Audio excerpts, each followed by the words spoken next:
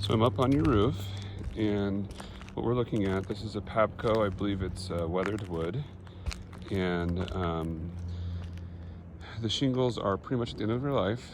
You can see that there's some moss and algae growth along the shingles here, but the reason that I'm saying they're near the end of their life is when you start to look at the shingles and you see things like this fiberglass start to show through, and it's the back part of the mat right here. There's multiple layers that come into a shingle. The very bottom part is that fiberglass mat, and then you have the asphalt on top and the granules that are embedded on top of that, and we're starting to see quite a bit of granule loss. The fiberglass back mat, meaning that the asphalt is gone in spaces. The roof was put on prior to 2002, based off of that we see staples in some of the flashings and stuff. I'll come over to where I remember. Oh, I guess there's one right here. Staples aren't allowed to be used anymore, so you can see that.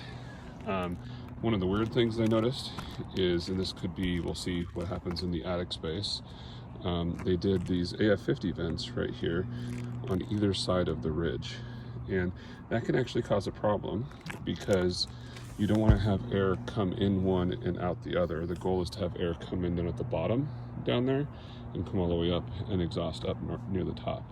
So I'm not quite sure why they did it on both sides. They should have just had more vents on one side. They have a good number of vents. It just doesn't make sense that they're on both sides of the ridge. And then the other thing is the chimney has these trim boards, these 1x4, 1x3 trim boards. They're rotting near the bottom. See, like that right there. So those have to be removed and replaced. And with the new roof put on, which I think it's pretty much time for that, we would take off the bottom couple rows of shingles and run an ice and water rubber membrane up the wall. Put this, not the shingles, the siding, excuse me, take the bottom couple rolls of siding off, run the ice and water up the wall so that it's waterproofed, redo all the flashing, put that siding back on, put new trim boards on that are pre-painted white, and then that would solve that problem. The gutters are falling off in places and they're bent in a few spots. So we don't always replace gutters, but I think this is the situation to do it because they're put on with nails instead of screws. That we use clips with screws now, and so the nails are just pulling out. So no matter what we do, those will just come off. This cap needs to be redone.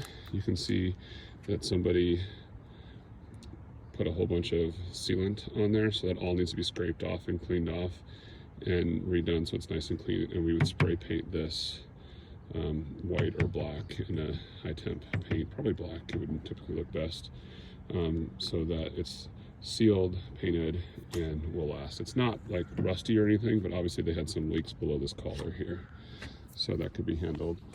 And then when we go in the attic, we'll see what's going on there, but we definitely see rotten plywood along the eaves.